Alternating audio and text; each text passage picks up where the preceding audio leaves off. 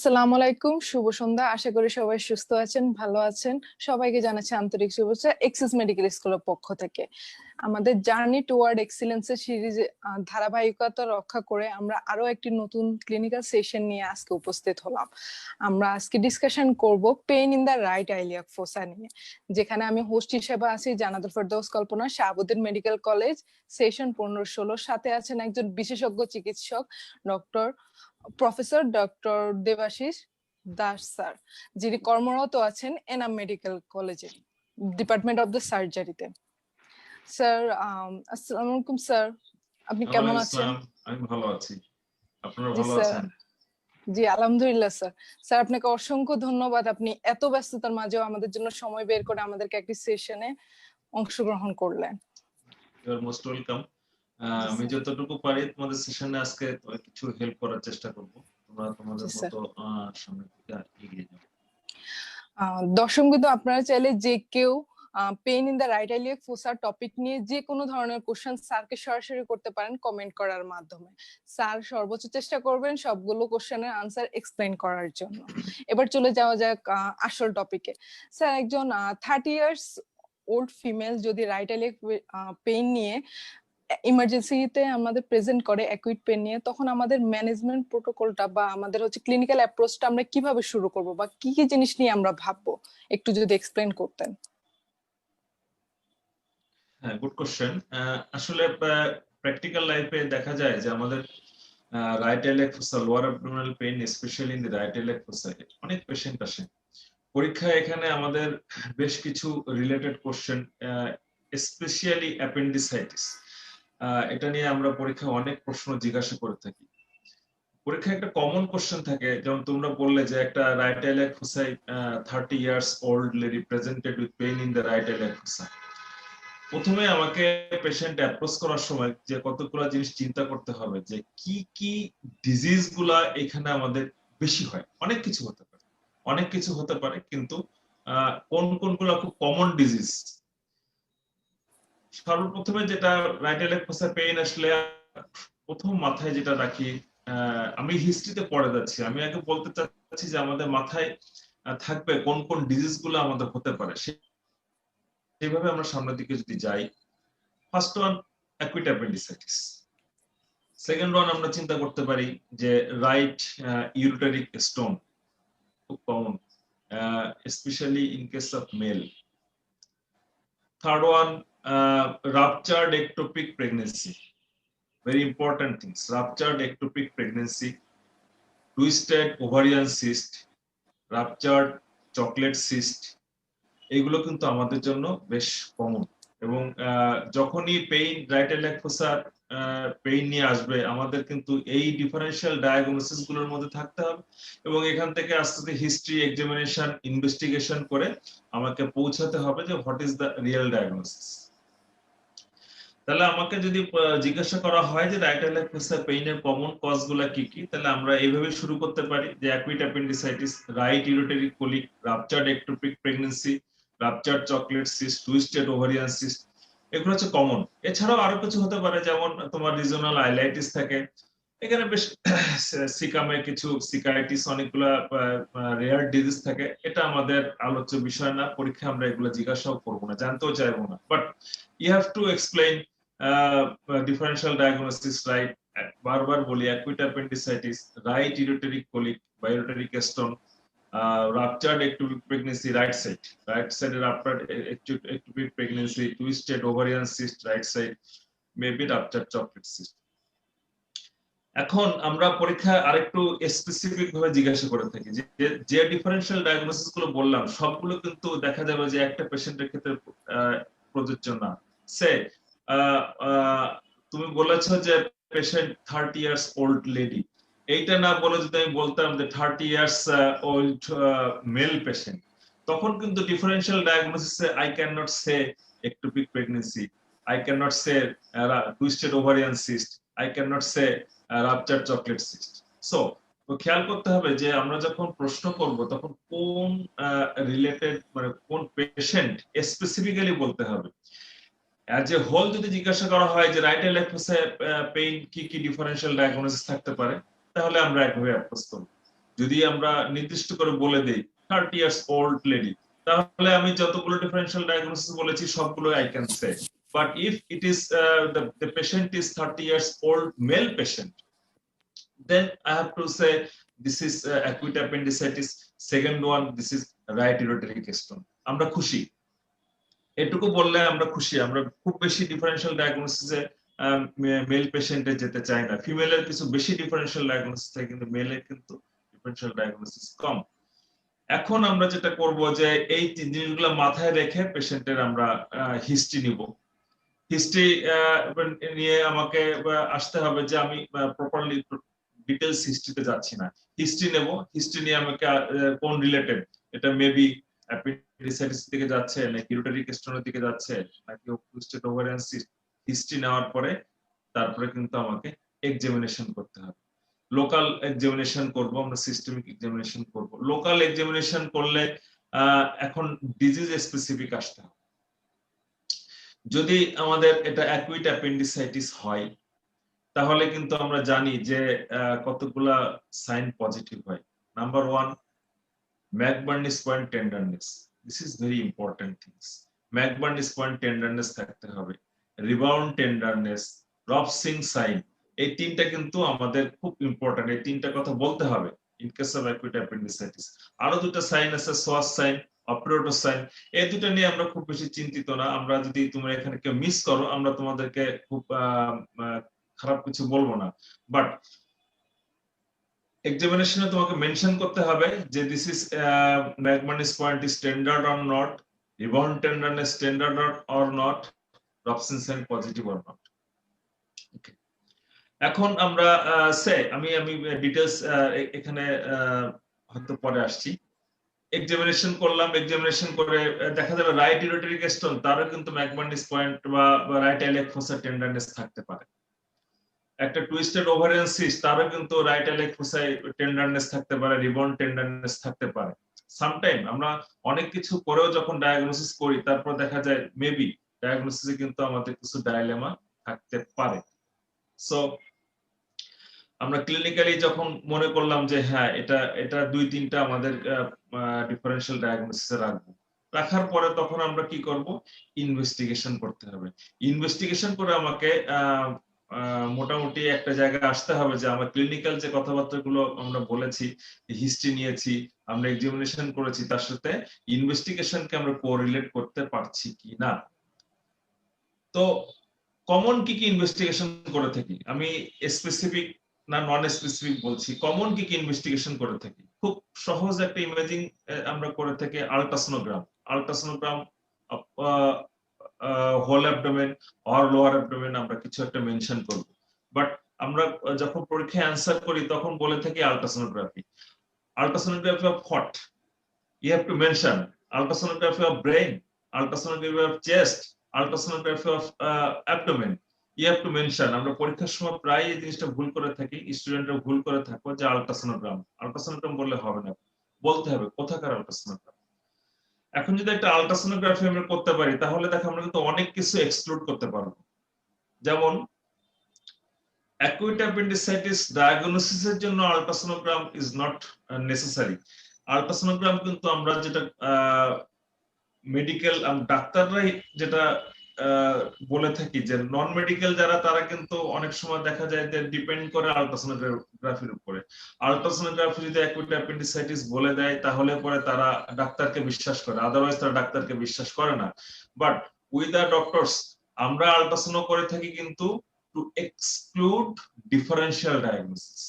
মাথায় রাখতে হবে, two exclude differential diagnosis. Sometimes আল্ট্রাসোনো can say about appendix, যে appendix swollen আছে, appendix inflamed, appendix এর diameter বেড়ে গেছে, so maybe this is acute appendicitis। কিন্তু আল্ট্রাসাউন্ড আমাকে appendicitis বলে দিবে, তার উপর বেসিস করে আমি বলবো appendicitis, this is not।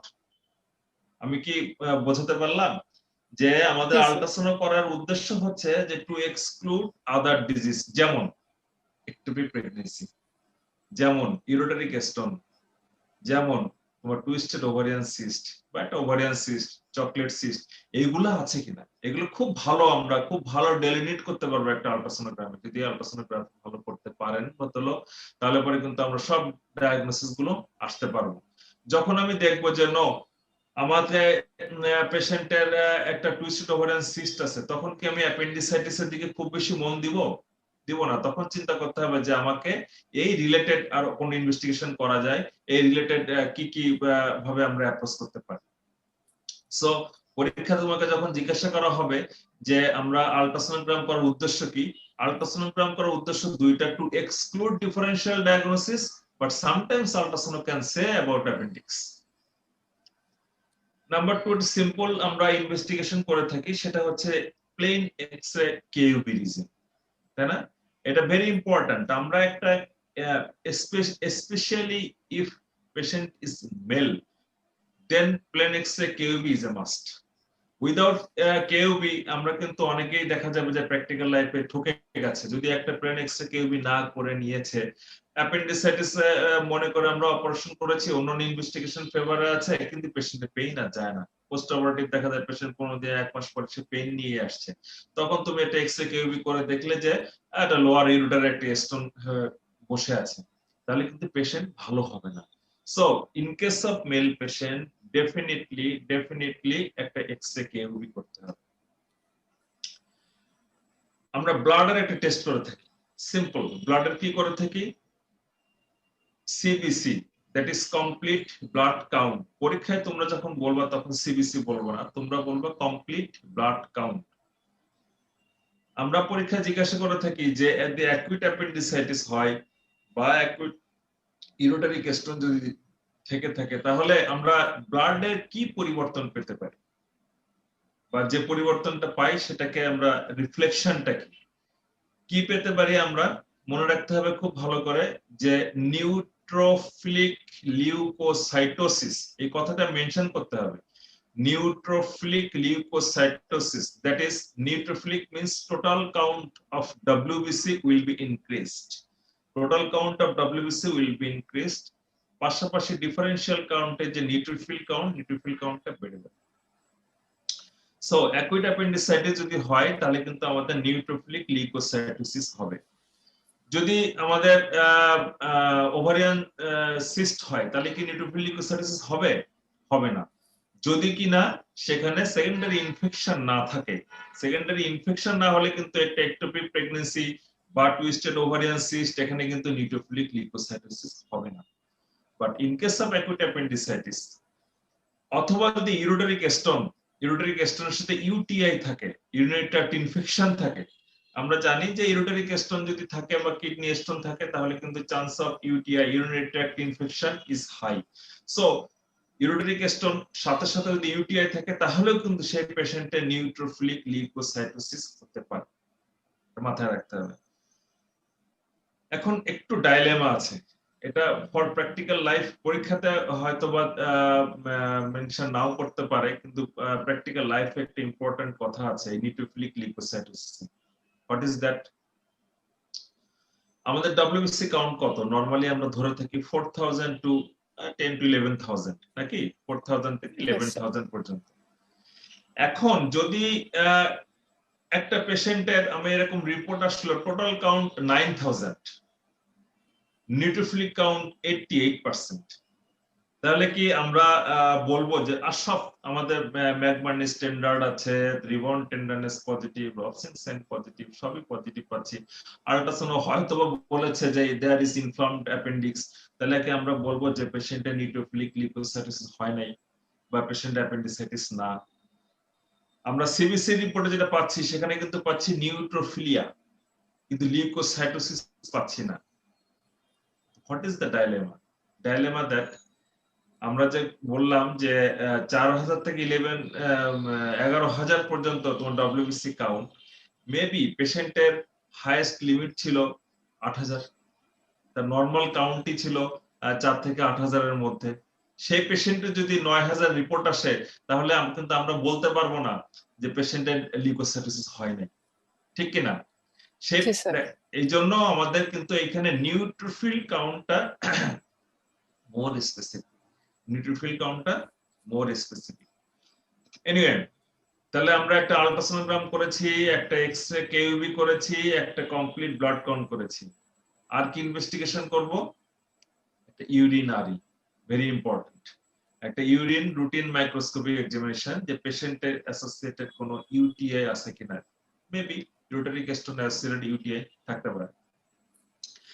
আর যদি আমরা স্পেসিফিক আরো চিন্তা করে থাকি যে আফটার একটু প্রেগন্যান্সি, তাহলে পরে কি করব, আমরা ইউরিন ফর প্রেগন্যান্সি টেস্ট করতে পারি, আমরা ব্লাডে বেটা এসসিজি টেস্ট করতে পারি, যে টু এক্সক্লুড একটোপিক প্রেগন্যান্সি।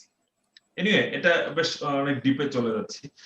তাহলে আমরা যদি জেনারেলি বলে থাকি যে কিভাবে আমরা অ্যাপ্রোচ করব, দেখো আমি প্রথম থেকে যদি একটু আসি, যে একটা পেশেন্ট এসেছে, আমি কিন্তু হিস্ট্রি নিয়ে আলাপ করি নাই, তোমরা বলো তাহলে যাবো, না হলে পরে হিস্ট্রি নিয়ে আলাপ করছি না।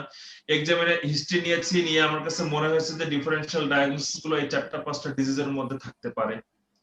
যদি থাকে তাহলে কিছু লোকাল এক্সামিনেশন করতে হবে। লোকাল এক্সামিনেশন যদি রাইট সাইডে পেইন থাকে, তাহলে কিন্তু দেখো যে যদি একটা টুইস্টেড ওভারিয়ান সিস্ট থাকে, সেক্ষেত্রে কিন্তু রাইট আইলেক ফোসা পেইন হবে। মেবি ম্যাকবার্নিস পয়েন্ট অত বেশি টেন্ডার হবে না, কিন্তু রাইট আইলেক ফোসাতে কিন্তু পেইন থাকবে, এবং এখানে লোকাল পেরিটোনাইটিস থাকবে, সেখানে রিবাউন্ড টেন্ডারনেস তুমি পেতে পারো। তখন কিন্তু কনফিউশন হবে যে এটা কি অ্যাকুইট অ্যাপেন্ডিসাইটিস, নাকি আমার টুইস্টেড ওভারিয়ান সিস্ট, নাকি চকলেট সিস্ট, নাকি সালপিনজাইটিস, আমাকে কিন্তু কনফিউশন হতে পারে।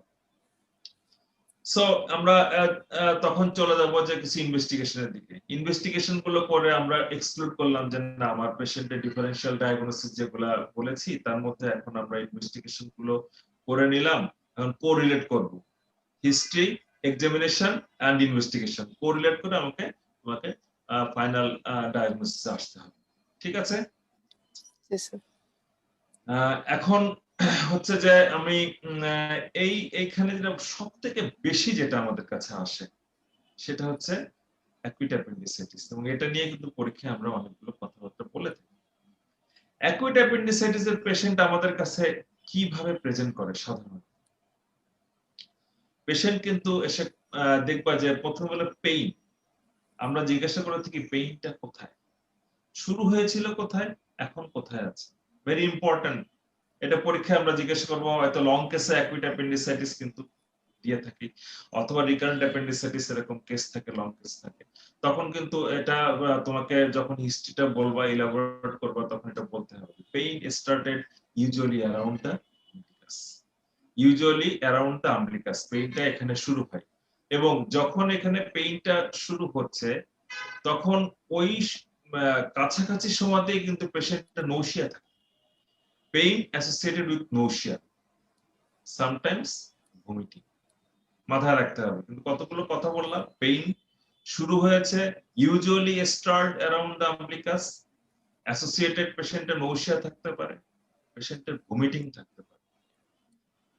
পরবর্তীতে কি হচ্ছে দেখা যায় 6 থেকে 8 ঘন্টা পরে পেইনটা শিফট করে toward right iliac fossa. That is very important, shifting pain. পেইনটা শুরু হয়েছিল অ্যারাউন্ড দ্য আম্বিলিকাস, অ্যাসোসিয়েটেড হয়তো নৌশিয়া ভমিটিং ছিল, পরে পেইনটা শিফট করলো রাইট আইলেক ফোসা। যদি ইউরিনারি স্টোন হয় তাহলে কিন্তু পেইনটা সাধারণত অ্যারাউন্ড দ্য আম্বিলিকাস শুরু হয় না, এটা তোমার রাইট লয়েন এর এই রিজন থেকে শুরু হয় এবং এটা রেডিয়েট করে টু দা গ্রয়েন। এটা কিন্তু আমাকে মেনশন করতে হবে যে পেশেন্টের যে পেইনটা সেটা কোন জায়গায় শুরু হয়েছিল এবং কোথায় রেডিয়েট করছে। Acute appendicitis এর পেইনটা usually start around the umbilicus and shifted to the right iliac fossa. Very important things. If it is ureteric stone, then pain usually start right iliac fossa বা loin and radiate to groin. Loin to groin pain বলে থাকি আমরা, loin to groin pain. So আমরা এটা history থেকে এখান থেকে একটা মোটামুটি ডিফারেন্সিয়েট করতে পারবো। If patient is female, then menstrual history is a must. Menstrual history is a must.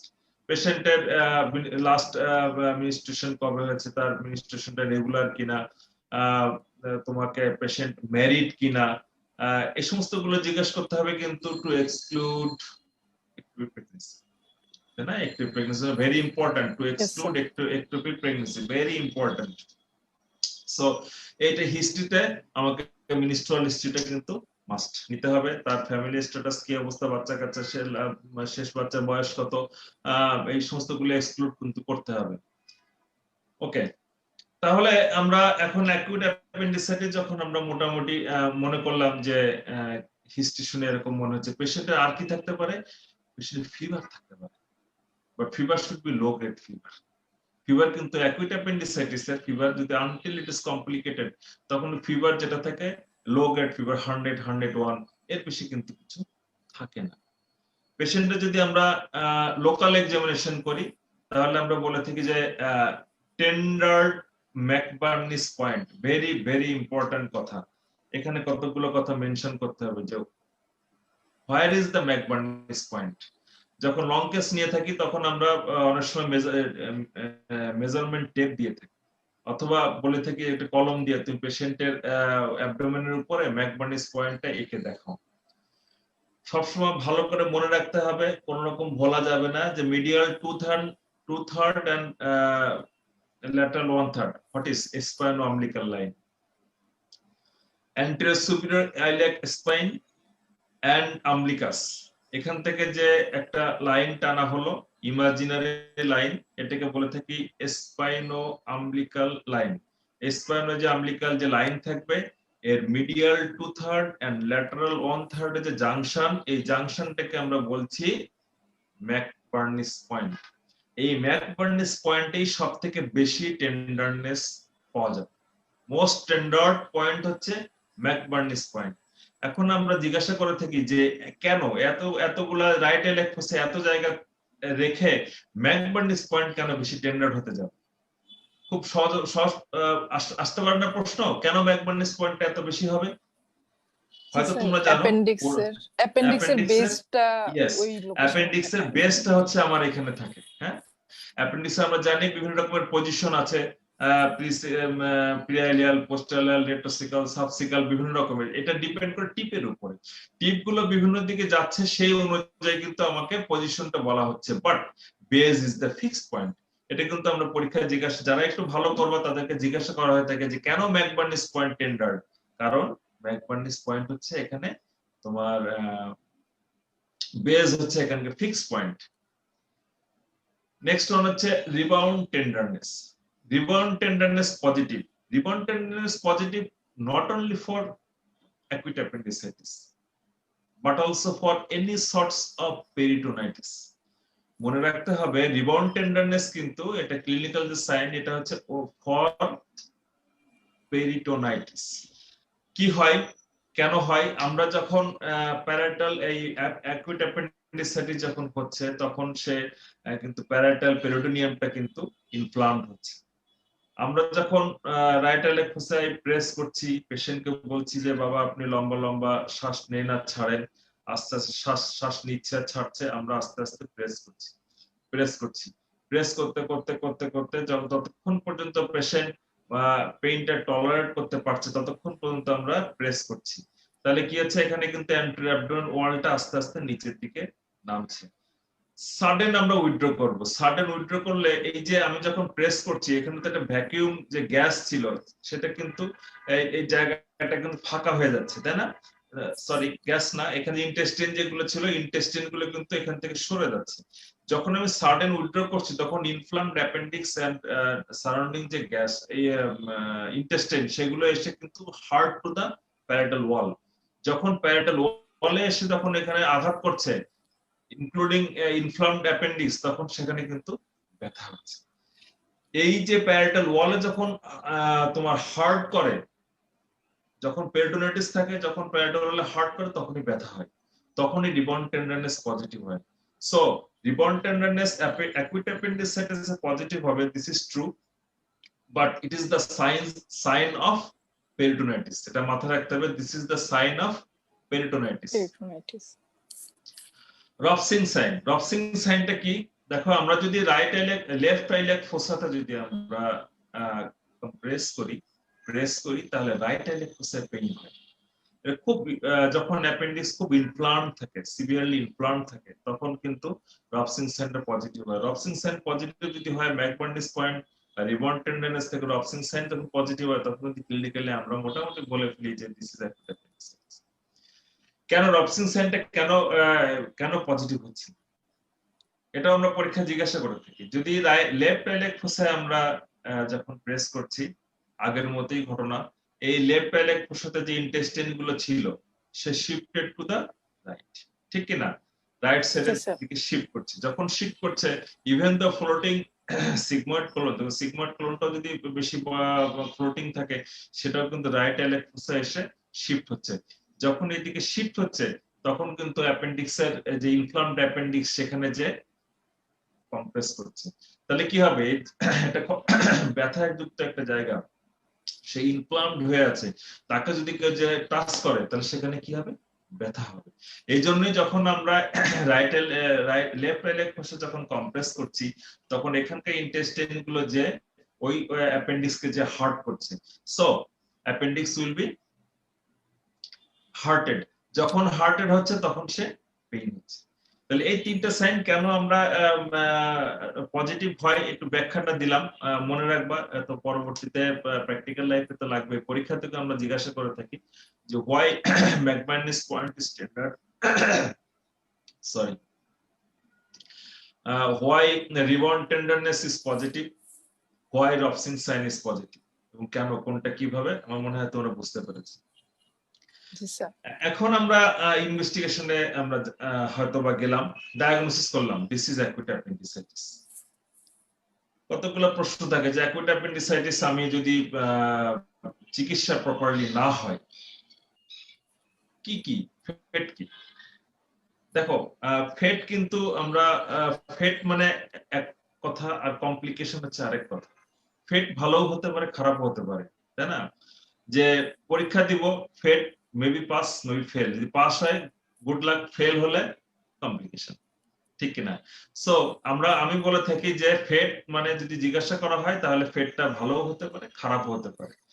তো আমরা যদি অ্যাকুইট অ্যাপেন্ডিসাইটিসের চিকিৎসা আমি যদি পরে আসছি, যে চিকিৎসা কিন্তু অ্যাপেন্ডিসেক্টমি। অ্যাকুইট অ্যাপেন্ডিসাইটিসের চিকিৎসা তোমার ইমার্জেন্সি অ্যাপেন্ডিসেক্টমি। সে আমি অ্যাপেন্ডিসেক্টমি করতে পারি নাই due to patients negligence or our lackings, আমরা করি নাই, পেশেন্টের কনজারভেটিভ ম্যানেজমেন্ট দিয়েছি। কনজারভেটিভ ম্যানেজমেন্ট দিলেও তো কিছু কিছু পেশেন্ট তোমার ইমপ্রুভ করতে পারে, কারণ যদি ইনফ্লামেশন যদি মিনিমাম ইনফ্লামেশন থাকে তাহলে অনেক সময় দেখা যায় অ্যাপেন্ডিসাইটিসের কনজারভেটিভ দিলেও ইমপ্রুভ করতে পারে। আমি পরে আসি। তাহলে হয়তো অ্যাকুইট অ্যাপেন্ডিসাইটিসের পেশেন্ট কনজারভেটিভ ম্যানেজমেন্ট দিলে হয়তো ভালো হলো। যদি ভালো না হয় তাহলে কি হতে পারে? কমপ্লিকেশন। কি কি কমপ্লিকেশন হতে পারে?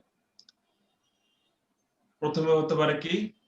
Gangrenous appendix. Acute appendicitis maltreated patient, সেখান থেকে হবে গ্যাংগ্রিন। গ্যাংগ্রিনের পরে কি হবে? পারফোরেশন। আমরা যেটা সচরাচর বলে থাকি ব্রাস্ট অ্যাপেন্ডিক্স, ব্রাস্ট অ্যাপেন্ডিক্স বলে থাকি, but basically this is perforation of the appendix. This is কিন্তু actual terminology, perforation of the appendix. আর কি হতে পারে? অ্যাপেন্ডিকুলার লাম্প হতে পারে। দেখো আমরা অ্যাকুইট অ্যাপেন্ডিসাইটিস যদি আমরা প্রপারলি চিকিৎসা না হয় তাহলে অ্যাপেন্ডিক্স গ্যাংগ্রিন হতে পারে, অ্যাপেন্ডিক্স পারফোরেশন হতে পারে, অ্যাপেন্ডিকুলার লাম্প। তো এটা আমরা পরীক্ষায় জিজ্ঞাসা করে থাকি, খুব জিজ্ঞাসা করে থাকি যে অ্যাকুইট অ্যাপেন্ডিসাইটিসের কমপ্লিকেশন কি। মনে রাখবা অন্তত তিনটা কমপ্লিকেশন যদি আমরা বলি, যে গ্যাংগ্রিন, পারফোরেশন, অ্যাপেন্ডিকুলার লাম্প। ওকে, এখন অ্যাপেন্ডিকুলার লাম্প আমি পরে আসি, তার আগে একটু চিকিৎসার দিকে একটু শেষ করে আসি। যে আমরা অ্যাকুইট অ্যাপেন্ডিসাইটিস ডায়াগনোসিস যখন করেছি তখন পেশেন্টকে ইউ হ্যাভ টু কাউন্সিল যে অ্যাকচুয়ালি অ্যাপেন্ডিসাইটিসের ট্রিটমেন্ট হচ্ছে appendicectomy, either laparoscopic or open, whatever the option. আমরা এখন প্রিফার করে থাকি যে ল্যাপারোস্কোপিক অ্যাপেন্ডিসেক্টমি, কাটতে চাই না, ওপেন করে আমরা করতে চাই না, যতক্ষণ না পর্যন্ত কোনো সিভিয়ার কন্ট্রাইন্ডিকেশন না থাকে ততক্ষণ পর্যন্ত আমরা চেষ্টা করি যে অ্যাপেন্ডিসেক্টমি ল্যাপারোস্কোপিক করার জন্য। তাহলে পেশেন্টকে কি করবা? তোমরা বলো যে পেশেন্ট যখন অ্যাডমিশন হবে পেশেন্টকে রিসাসিটেশন করতে হবে প্রথমে। অ্যাকচুয়ালি রিসাসিটেশন টার্মটা is not applicable for acute appendicitis. Acute appendicitis কি এরকম কোনো পেশেন্ট আসে যে 2-3 ঘন্টার ব্যথা বা 5 ঘন্টার ব্যথা পেশেন্ট কি শকে চলে গেছে, যাওয়ার কি কোনো কারণ আছে? No. If it is ruptured ectopic pregnancy, there may be hemorrhage, maybe patient can go to shock. If it is perforation, if it is intestinal obstruction, patient যখন আসে তখন তাকে resuscitate করার প্রয়োজন হয়।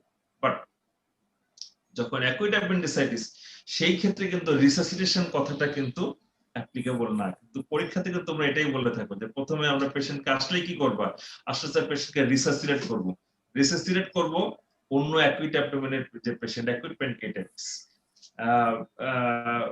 পারফোরেশন অফ দা হলো viscus, এই সমস্ত পেশেন্টগুলোকে আমরা রিসাসিটেশন করব। বাট অ্যাকুইট অ্যাপেন্ডিসাইটিস যখন থাকবে তখন স্যার পেশেন্টকে আমরা প্রিপেয়ার ফর সার্জারি। পেশেন্টকে আমরা বেড রেস্ট দিব, পেশেন্টকে আমরা এনপিও রাখবো, একটা আইভি ফ্লুইড দিব, তাকে একটা অ্যানালিসিস দিব, এগুলো দিয়ে পেশেন্টকে একটা কমফোর্ট দিব, তাই না? কমফোর্ট দিব। কমফোর্ট যখন পেশেন্ট কমফোর্ট ফিল করবে, বাই দিস টাইমে আমাকে কি করতে হবে, কনসেন্ট নিয়ে অপারেশনের জন্য অ্যারেঞ্জ করতে হবে। অপারেশন থিয়েটার রেডি করতে হবে, সার্জন রেডি করতে হবে, যা যা করা সেগুলো করব। আর চিকিৎসা তাহলে আমরা কি করলাম, ইমার্জেন্সি অ্যাপেন্ডেক্টমি, এখন অ্যাপেন্ডেক্টমিও বলে, অ্যাপেন্ডেক্টমি বা অ্যাপেন্ডিসেক্টমি, এটা মেবি ল্যাপারোস্কোপিক, মেবি ওপেন। আচ্ছা, এখন এখানে প্রশ্ন আছে, যদি আমরা ওপেন অ্যাপেন্ডিসেক্টমি করে থাকি, কি কি ইনসিশন দিয়ে অ্যাপেন্ডিসেক্টমি করা হয়? আমরা কিন্তু পরীক্ষাটা জিজ্ঞেস করে থাকি কি কি ইনসিশন। তোমরা জানো, সবাই জানো, মোস্ট কমনলি যেটা দেওয়া হয়ে থাকে সেটা হচ্ছে grid iron incision. Most common যেটা গ্রিড আয়রন ইনসিশন। অনেকেই লেন্স ইনসিশনটা প্রিফার করে থাকে। কখনো কখনো ডায়াগনস্টিক ডাইলেমা থাকে, বা আমাদের কোনো ডায়াগনোসিসে আমরা সঠিকভাবে যেতে পারি না, বা অনেক ওবেস পেশেন্ট থাকে, সেক্ষেত্রে রাইট লোয়ার প্যারামিডিয়ান ইনসিশন আমরা প্রিফার করে থাকি।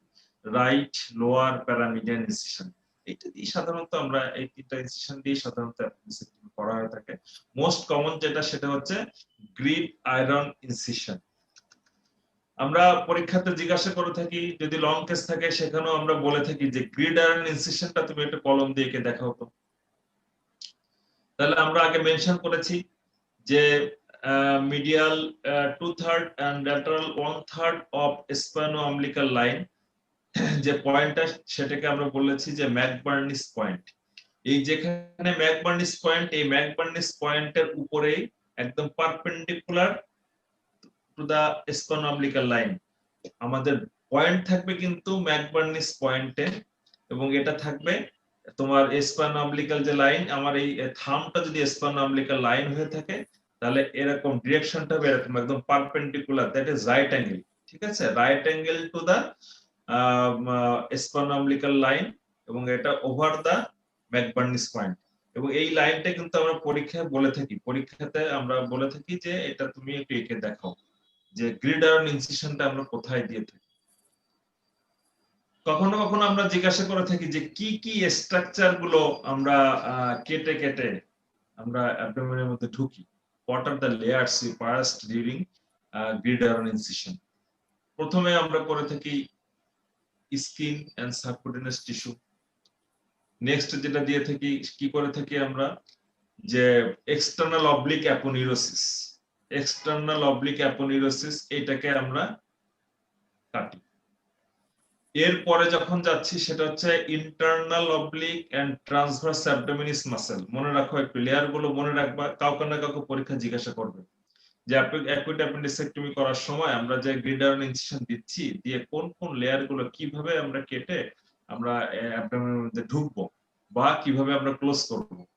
প্রথমে বলেছি একটা আমরা ম্যাকবার্নিস পয়েন্ট ওই বরাবর একটা গ্রিড আয়রন ইনসিশন দিয়েছি, তারপরে আমরা এক্সটার্নাল অবলিক অ্যাপোনিউরোসিস সেটাকে আমরা ডিসেক্ট করেছি। থার্ড লেয়ার হচ্ছে internal oblique and transverse abdominis. এই দুইটাকে আলাদা করা মুশকিল, সাধারণত একসাথেই আমরা করে থাকি, স্প্লিট করি। এটা কিন্তু স্প্লিটিং, নট মাসেল কাটিং। এটা ইম্পর্টেন্ট একটা কথা, এটা muscle splitting but not muscle cutting. যখনটা আমরা মাসেলটাকে কাটতে হয় সামটাইমস, আচ্ছা পরে আসি, তাহলে আমরা মাসেলটাকে স্প্লিট করলাম। Transverse abdominis and gridiron transverse abdominis and internal অবলিকটাকে যখন আমরা স্প্লিট করেছি, স্প্লিট করে ভেতরে লেয়ারটা হচ্ছে পেরিটোনিয়াম, এক্সট্রা পেরিটোনিয়াল ফ্যাট থাকে, তারপরে পেরিটোনিয়াম পাই। পেরিটোনিয়ামটাকে আমরা যখন ওপেন করলে আমরা অ্যাবডোমিনাল ক্যাভিটিতে ঢুকে যাচ্ছি, তারপর অ্যাপেন্ডিক্সটাকে আমরা আইডেন্টিফাই করছি। তাহলে কি করলাম, প্রথমে আমরা একটা গ্রিডারন ইনসিশন দিলাম এক্সটার্নাল অবলিক মাসলটাকে, নট মাসল, এক্সটার্নাল অবলিক অ্যাপোনিউরোসিসটাকে আমরা কেটেছি। তারপর internal oblique transverse abdominis muscle এটাকে আমরা স্প্লিট করেছি। দেন পেরিটোনিয়ামটাকে আমরা ওপেন করেছি, করে আমরা অ্যাবডোমিনাল ক্যাভিটিতে ঢুকেছি। ঢোকার পরে তখন আমরা অ্যাপেন্ডিক্সটাকে আইডেন্টিফাই করব। অ্যাপেন্ডিক্স আইডেন্টিফাই করার পরে তখন আমরা কি করব, প্রথমে যে মেজো অ্যাপেন্ডিক্স এর মধ্যে থাকে অ্যাপেন্ডিকুলার আর্টারি, তাই তো? এখানে মেজো অ্যাপেন্ডিক্স থাকে, মেজো অ্যাপেন্ডিক্স এর সাথে এখানে থাকবে অ্যাপেন্ডিকুলার আর্টারি। সো আমরা মেজো অ্যাপেন্ডিক্সটাকে আগে লাইগেট করে থাকি, লাইগেট করব এবং ডিভাইড করব। মেজো অ্যাপেন্ডিক্স যখন অ্যাপেন্ডিক্স থেকে সরে গেল তখন অনলি অ্যাপেন্ডিক্সটা থাকছে। অ্যাপেন্ডিক্সের যে বেস, আমরা বেজে অ্যাপেন্ডিক্সটাকে লাইগেট করি এবং ডিসেক্ট করি। বিস্তারিত জানতে চাইবে না, আমরা জানতে চাইবো যে পেরিটোনিয়ামে ঢোকার পরে কি করব, অ্যাপেন্ডিক্সটাকে আইডেন্টিফিকেশন করব, করার পরে আমরা মেজর অ্যাপেন্ডিক্সটাকে আমরা লাইগেট এন্ড ডিভাইডেশন করব, বিকজ এর মধ্যে অ্যাপেন্ডিকুলার আর্টারি আছে, that is the terminal branch of ileocolic artery. So এটা আমরা যখন ডিভাইড করে দিলাম, তারপর থাকলো অ্যাপেন্ডিক্স, এই অ্যাপেন্ডিক্সটাকে তখন আমরা বেজে লাইগেট করব এবং ডিসেক্ট করব।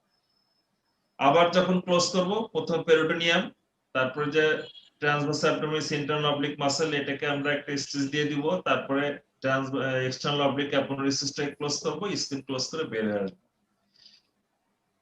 তোমার রাদারফোর্ড মরিসন মাসল কাটিং আমরা একটা কথা বলে থাকি, এটা অ্যাকচুয়ালি আলাদা কোনো ইনসিশন না, এটা গ্রিড আয়রন ইনসিশনেরই এক্সটেনশন। যখন আমরা এক্সটার্নাল অবলিকটাকে আমরা অ্যাপোনিউরোসিসটাকে কেটেছি, তারপরে যখন মাসল স্প্লিট করেছি, সামটাইমস আমরা অ্যাপেন্ডিক্সে হয়তো সামথিং রং, অ্যাপেন্ডিক্স খুঁজে পাচ্ছি না, অনেক সময় very difficult to identify appendix. আমরা বলে থাকি অ্যাপেন্ডিক্স খুব সহজ অপারেশন, মেবি আমার 10-15 মিনিট লাগে করতে, সামটাইমস অ্যাপেন্ডিক্স করতে 2 ঘন্টা 3 ঘন্টাও লাগে, আমারও লেগেছে। কোন সার্জন, এমন কোন সার্জন নাই যে অ্যাপেন্ডিক্স অপারেশন করতে যে লাইফে 2-1 বার বিপদে পড়ে নাই, এভরিওয়ান। সো দেখা যায় যে তখন আমরা অ্যাপেন্ডিক্সটাকে তো পাচ্ছি না বা কোনো সমস্যা হচ্ছে, তখন এই ইনসিশনটাকে বড় করার জন্য আমরা এই যে external oblique and transverse abdominis muscle যেটা থাকে, এগুলোকে আমরা ডিভাইড করি, কাটি। যখন এটাকে আমরা কাটছি তখন আমরা এই ইনসিশনটাকে বলছি Rutherford Morrison muscle cutting incision. Okay, I think clear.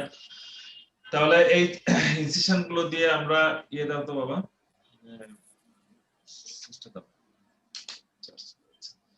তাহলে এইভাবে আমরা অ্যাপেন্ডিক্স ইনসিশন গুলোকে আমরা আলাদা করলাম, আমরা অ্যাপেন্ডিসেক্টমি করে ফেলেছি। অ্যাপেন্ডিসেক্টমির কমপ্লিকেশন, অ্যাপেন্ডিসেক্টমির কি কমপ্লিকেশন হতে পারে? দেখো, অ্যাপেন্ডিসেক্টমি করার সময় কোনো প্রবলেম হতে পারে? যদি জিজ্ঞাসা করা হয় অ্যাপেন্ডিসেক্টমির কমপ্লিকেশন কি হতে পারে, হচ্ছে আমি যখন মেজর অ্যাপেন্ডিক্স লাইগেট করতে গিয়েছি, প্রপারলি লাইগেট হয় না। যদি প্রপারলি লাইগেট না হয়, সেখান থেকে ব্লিডিং হতে পারে। Very important things. অ্যাপেন্ডিক্সে দেখা যায় অনেক সময় আমি লাইগেট করেছি, লুজ হয়ে আছে, বুঝতে পারিনি, অপারেশন করে চলে আসছি, ফার্স্ট পিরিয়ড সেকেন্ড পিরিয়ডে পেশেন্টের অ্যাবডোমেন ফুলে গেছে, পেশেন্ট শকে আছে, পেশেন্ট এনিমিক হয়ে গেছে, দেখা যাচ্ছে ইন্ট্রাঅ্যাবডোমিনাল ব্লিডিং হতে পারে। So that is very important. সেটা হচ্ছে যে মেজর অ্যাপেন্ডিক্স যখন আমরা লাইগেট করব, খুব ভালোভাবে লাইগেট করতে হবে যেন এখান থেকে কোনো ব্লিডিং না হয়। আর কি হতে পারে? সারাউন্ডিং স্ট্রাকচার ইনজুরি হতে পারে। সারাউন্ডিং স্ট্রাকচারে কি কি থাকতে পারে? মেবি টার্মিনাল আইলিয়াম ইনজুরি হতে পারে, মেবি সিকাম ইনজুরি হতে পারে, ওমেন্টাম ইনজুরি হতে পারে। যদি সবকিছু ঠিকঠাক থাকে তাহলে পরে ডিউরিং সার্জারি আমার খুব বেশি ইনজুরি হওয়ার তেমন কিছু থাকে না। পরবর্তীতে কি হতে পারে? আর্লি পোস্ট অপারেটিভ পিরিয়ডে কি কমপ্লিকেশন হতে পারে? আমরা যে অ্যাপেন্ডিক্সে যে বেসটা যেটা বেঁধেছি, যদি অ্যাপেন্ডিক্স গ্যাংগ্রিনাস থাকে তাহলে কিন্তু এই কখনো এই যে বেস যেটা সেটাকে স্লাপ আউট হতে পারে। যদি বেসটা স্লাপ আউট হয় তাহলে ইন্ট্রাঅ্যাবডোমিনাল ইনফেকশন, পেরিটোনাইটিস সামথিং এগুলো হতে পারে। আর এটা হচ্ছে উন্ড ইনফেকশন। অ্যাপেন্ডিসাইটিসে কিন্তু উন্ড ইনফেকশন বেশ কমন। আমরা উন্ডের ক্লাসিফিকেশন তোমরা জানো, সেখানে বলা আছে যে clean wound, contaminated wound, clean contaminated wound, dirty wound.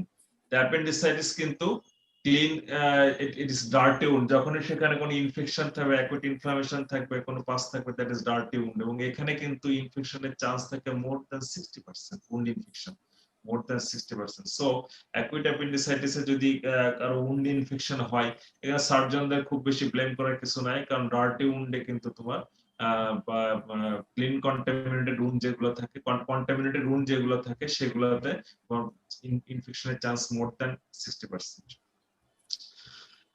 আর আরো কিছু রিমোট কমপ্লিকেশন। আচ্ছা, এটা ধরো এরকম ভাবে রিটেনে একটা কোশ্চেন থাকে, ভাইবা তো আমরা জিজ্ঞাসা করে থাকি। একটা পেশেন্ট অ্যাপেন্ডিসেক্টমি করেছি, একটা 20 বছর বয়সের একটা মেয়ে, আমরা অ্যাপেন্ডিসেক্টমি করেছি, করার পরে সেকেন্ড পিডি বা থার্ড পিওডি তে পেশেন্টকে বাড়ি পাঠিয়েছি, চলে গেছে। দেখা গেল পেশেন্ট আমাদের কাছে 9 দিন বা 10 বা 9, 10, 11 পিওডি তে পেশেন্ট আমাদের কাছে এসেছে। কি নিয়ে এসেছে? Lower abdominal pain, fever, diarrhoea. বলো দেখি কি হতে পারে পেশেন্টের এখন ডায়াগনোসিস কি হতে পারে, কি ধরনের কমপ্লিকেশন হতে পারে? Peritonitis. Actually this is pelvic abscess. Pelvic abscess, acute appendicitis যদি গ্যাংগ্রিনাস অ্যাপেন্ডিক্স থাকে তখন কিন্তু সামটাইমস পেশেন্ট কিন্তু এরকম এই কমপ্লিকেশনটা নিয়ে আসতে পারে। এটা কোনো একবার ভার্সিটিতে এরকম ভাবে একটা কোশ্চেন এসেছিল যে এরকম 20 বছর বয়সের একটা মেয়েকে আমরা অপারেশন করেছি, পেশেন্ট থার্ড পিরিয়ডে আমরা বাড়ি পাঠিয়েছি, 9-10 পিরিয়ডে পেশেন্ট এসেছে। Diarrhea is the important things. Diarrhea is the important things. Pelvic abscess এর মেইন প্রেজেন্টেশন থাকে আনইউজুয়াল ডায়রিয়া। ঠিক আছে, পেলভিক অ্যাবসিস। এজন্য আমরা কি বললাম যে পেশেন্টের জ্বর, পেশেন্টের লোয়ার অ্যাবডোমিনাল পেইন এবং ডায়রিয়া, তিনটা ক্লু যখন দিবে তখন diagnosis pelvic abscess until prove otherwise. ঠিক আছে, এটা কিন্তু রিটেন একটা কোশ্চেন থাকে। তো এরকম ভাবে আমরা এই পেলভিক অ্যাবসিস কিন্তু একটা কমপ্লিকেশন অফ অ্যাকুট অ্যাপেন্ডিসাইটিস হতে পারে। যখন গ্যাংগ্রিনাস অ্যাপেন্ডিক্স থেকে, যখন ব্রাস্ট অ্যাপেন্ডিক্স বা পারফোরেশন অফ অ্যাপেন্ডিক্স আমরা অপারেশন করে থাকি, লোকাল পেরিটোনিয়াল টয়লেটিং করে থাকি, তারপর কিছু তোমার জার্ম, বাস, ফিকাল ম্যাটার কিন্তু অ্যাবডোমেনের মধ্যে কিছু না কিছু টিকে যেতে পারে, সেখান থেকে কিন্তু আমাদের পেলভিক অ্যাবসিস হতে পারে, এটা মাথায় রাখতে হবে। এরপরে যেটা তোমরা কোনো প্রশ্ন করো না কিছু, আমি বলে যাচ্ছি, বলে যাবো নাকি? জি স্যার, বলতে পারেন। আপনি এমন ভাবে ডেসক্রাইব করছেন আসলে আর কোশ্চেন থাকেই না, আপনি সবকিছু বলে দিচ্ছেন। শেষের দিকে স্যার আমরা জানাবো কোশ্চেন যেগুলো করা হয়েছে। ঠিক আছে, এখন অ্যাপেন্ডিকুলার লাম্প, অ্যাপেন্ডিকুলার অ্যাবসিস, এটা একটু বলে দেই। এটা পরীক্ষায় আমাদের বেশ জিজ্ঞাসা করে থাকে, অস্কিত মাঝে মাঝে কোশ্চেনগুলো থাকে। অ্যাপেন্ডিকুলার লাম্প কি দিয়ে ফরমেশন হয়, ভেরি ইম্পর্টেন্ট থিংস। আমরা জিজ্ঞাসা করে থাকি composition of appendicular lump. First one, আমরা জানি যে greater omentum is the policeman of abdomen, তাই না? অ্যাবডোমিনাল পলিসম্যান বলা হয় থাকে গ্রেটার ওমেন্টাম। ইন্ট্রাঅ্যাবডোমিনাল যে কোনো জায়গায় কোনো রকম ইনফেকশন বা ইনজুরি যদি কিছু থাকে, সে গ্রেটার ওমেন্টাম সেখানে তাকে সেভ করে। ঠিক আছে, তাকে সেভ করা হয়, যে সেভ করার চেষ্টা করে সে। সো অ্যাপেন্ডিক্স যখন ইনফ্লাম থাকবে তখন গ্রেটার ওমেন্টাম উইল গো দেয়ার। সে চেষ্টা করবে অ্যাপেন্ডিক্সকে র‍্যাপ করে রাখার জন্য, যাতে আশেপাশের অর্গান তাকে হিট করতে না পারে, হার্ট করতে না পারে। তাহলে inflamed appendix itself, composition of appendicular lump, inflamed appendix itself, এটা কিন্তু বলতে হবে। Second one greater omentum, third one terminal ileum, fourth one wall of the caecum, তাই না? এই জিনিসগুলা মিলে একটা লাম্প তৈরি হয়। উদ্দেশ্য কি? উদ্দেশ্য তো to protect the inflamed appendix, কারণ তার তো প্রতিবেশী, তাই না? অ্যাবডোমেনের মধ্যে অ্যাপেন্ডিক্সের প্রতিবেশী সিকাম, মোমেন্টাম, টার্মিনাল আইলিয়াম সব তো অ্যাপেন্ডিক্সের প্রতিবেশী। এখন প্রতিবেশী যদি কেউ একটু বিপদে পড়ে, তাকে তো হেল্প করার দায়িত্ব আছে সবার, তাই না? সবাই মিলে কি করবে, ইয়েস তুমি বিপদে পড়েছো, তোমাকে আমরা প্রোটেকশন দিয়ে রাখলাম, গার্ড দিয়ে রাখলাম। গার্ড দিয়ে রাখলে কি হচ্ছে, হয়তো সে গ্যাংগ্রিন অ্যাপেন্ডিক্স থেকে পারফোরেশন হচ্ছে না, বা লোকাল পেরিটোনিয়াইটিস সেগুলোকে সে সেভ করলো, অ্যাপেন্ডিক্সটাকে সেটা মোটামুটি সেভ করে রাখার চেষ্টা করে। তাহলে আমরা যখন এই যে ডিফারেনশিয়াল ডায়াগনোসিসের থেকে যখন চলে আসলাম ডায়াগনোসিসের, যদি রাইট আইলেট ফোসা লাম্প, এটা একটা অন্য টপিকস, আমি এখানে এখন যাচ্ছি না। এর মধ্যে অ্যাপেন্ডিকুলার লাম্প, অ্যাবসিস, কার্সিনোমা অনেক কিছু আসবে, আমি শুধু অ্যাপেন্ডিকুলার লাম্প নিয়ে কথা বলছি। তাহলে অ্যাপেন্ডিকুলার লাম্প আমি হয়তো ডায়াগনোসিস করলাম ক্লিনিক্যালি, করার পরে কি করবে ইনভেস্টিগেশন, একটা সিম্পল যদি একটা আল্ট্রাসাউন্ড করি তাহলে বলে দিবে যে this is very much easy to say for the sonologist.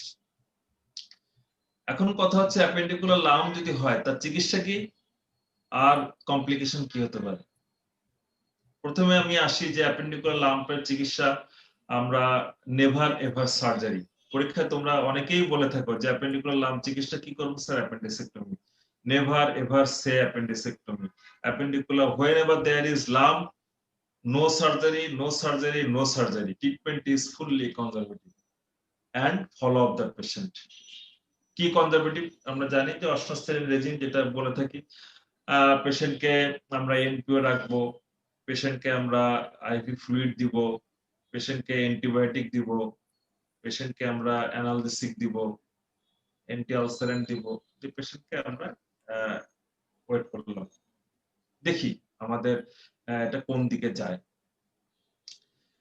এই পেশেন্টকে যখন ওয়ার্ডে আমরা এরকম ভাবে কনজারভেটিভ ট্রিটমেন্টে রাখবো, তখন পেশেন্টকে রেগুলার কয়েকটা জিনিস ফলো আপ করতে হবে, ভেরি ইম্পর্টেন্ট থিংস। সবসময় মনে রাখবো, আমরা ইন্টারনেটে সবসময় এগুলো করিয়ে থাকি, বলে থাকি।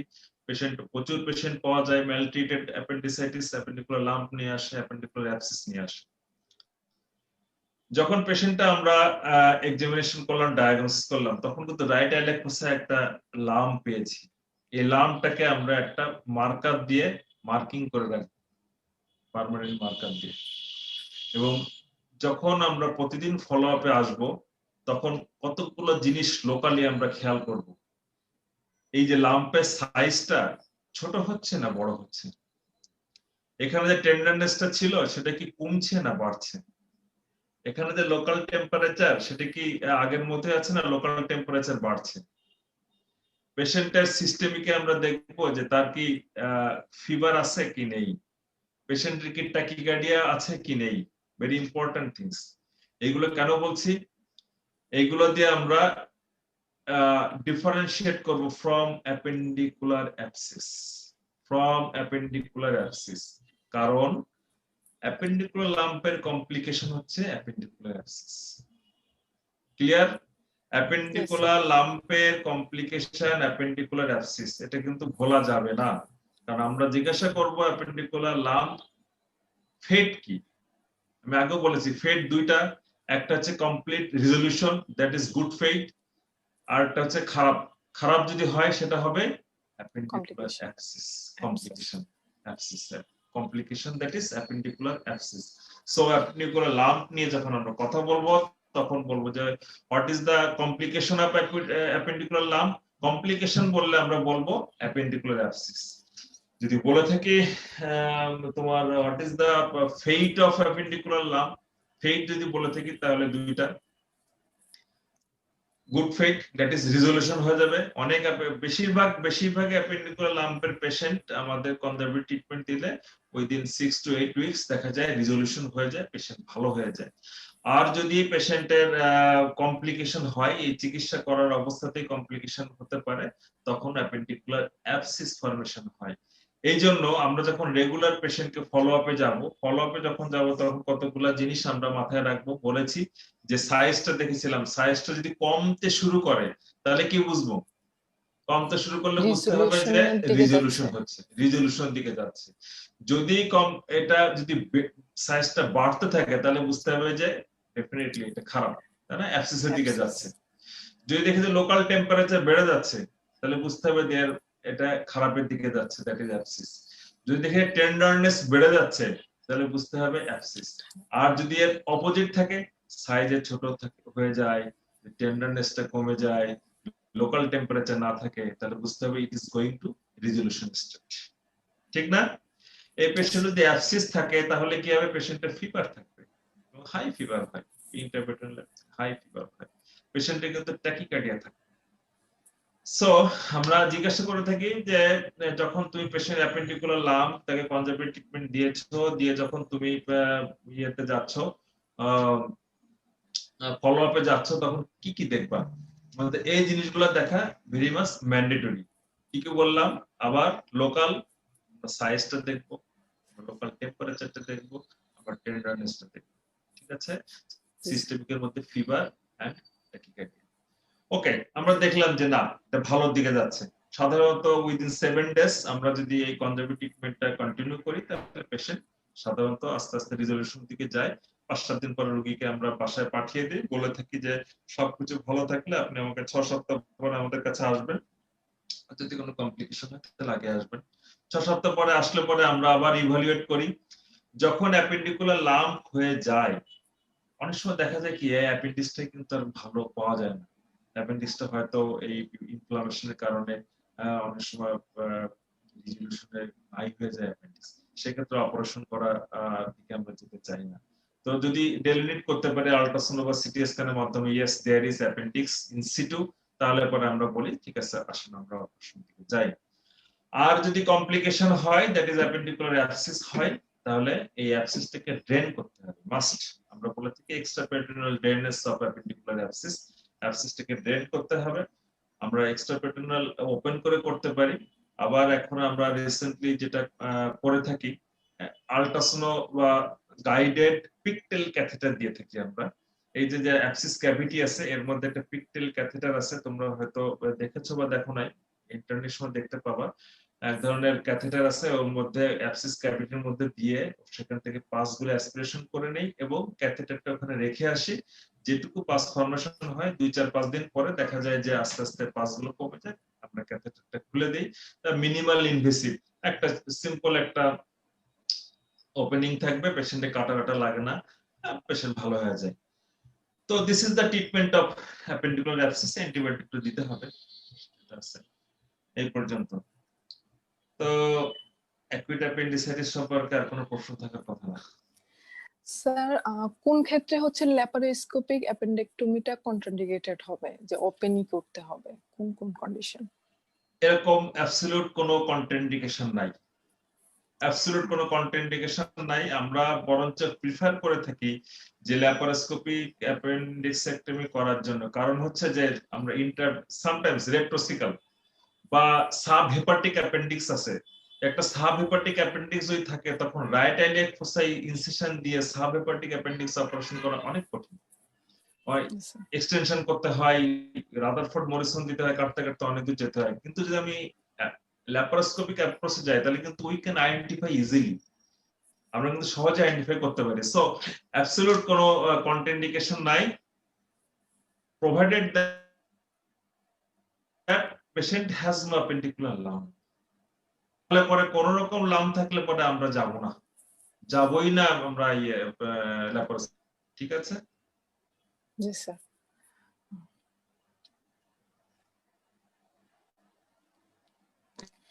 স্যার আমাদের যদি পারফোরেশন নিয়ে আসে যে অ্যাপেন্ডিক্সের যে কমপ্লিকেশন, অ্যাপেন্ডিসাইটিসের কমপ্লিকেশন, তখন ম্যানেজমেন্টটা কোন দিকে যাবে?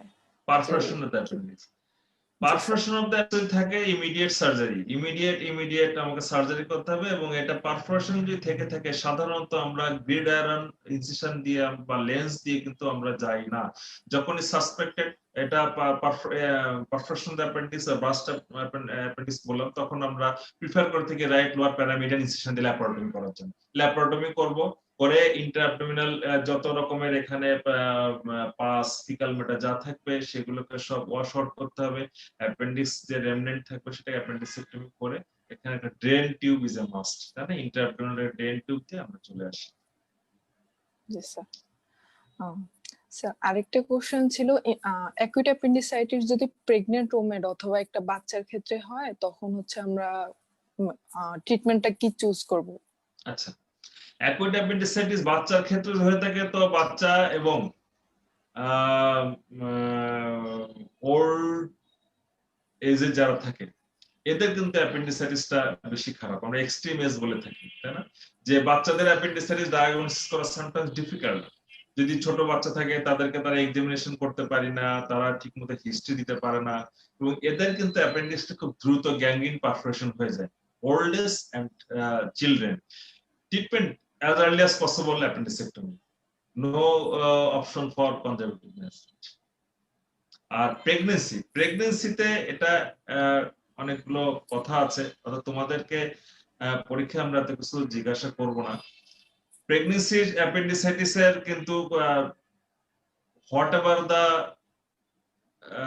স্টেজ অফ প্রেগন্যান্সি অ্যাপেন্ডিসেক্টমি, কিন্তু এখানে পেশেন্টের যে প্রেগন্যান্সি ভ্যালুয়েবল কেমন, তার ভ্যালু কেমন, সে একটা পেশেন্ট আছে তার এত দীর্ঘ 5-7 বছর পরে একটা বাচ্চা হচ্ছে, এখন অ্যাপেন্ডিসেক্টমি করতে গেলে আমাদের কিন্তু মিসক্যারেজের একটা চান্স থাকে, বাচ্চা অ্যাবর্শন হওয়ার একটা চান্স থাকে। নাম্বার 1 হচ্ছে anaesthesia, second one local inflammation যখন হয় তখন ইউটেরাস যখন ইরিটেশন করে তখন কিন্তু এটা মিসক্যারেজ হতে পারে। তো before going to surgery you have to explain the patient. আমরা এই চিকিৎসার অপশন এটা, আমরা এখানে অ্যাপেন্ডিসেক্টমি করতে যাচ্ছি। অ্যাপেন্ডিসেক্টমি করতে গেলে আপনার এই ধরনের প্রবলেম গুলো হতে পারে, but whenever the baby is valuable baby, তখন আমরা with the consent of the patient আলোচনা সাপেক্ষে পেশেন্টকে হয়তো কনজারভেটিভ ট্রিটমেন্ট দিতে পারি, যে আমরা কনজারভেটিভ ট্রিটমেন্ট দিচ্ছি কারণ অপারেশনে গেলে হয়তো এরকম ধরনের প্রবলেম হতে পারে। যদি আমরা খারাপ দেখি ক্লোজ অবজারভেশন রাখবো, যদি খারাপ দেখি আমরা সঙ্গে সঙ্গে সার্জারিতে চলে যাব। জি স্যার।